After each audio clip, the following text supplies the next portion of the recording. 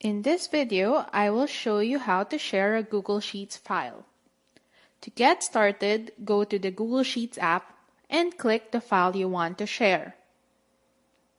Let's say I want to share this file with the department head, department secretary, and another teacher. To share the file, click the Share button on the upper right corner. Now, in the text box, let's add the email address of the department secretary. Just like the other files in your Google Drive, you can give them view, comment, or edit access. I will give the secretary view access to the file. Click Send. Another way to access sharing is by clicking File at the top, then click Share.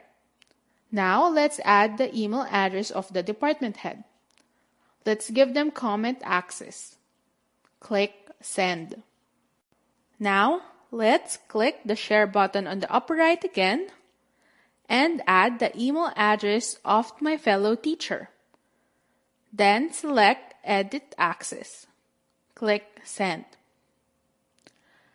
If we open the file as the viewer, this is what they see. They can view the file but cannot make any changes or add any comments. This is what the department head will see. She can view the file but can't edit it. She can add comments and suggestions. Lastly, the fellow teacher can edit and make changes to any cell in the file. If you have any questions about this video, please leave a comment below.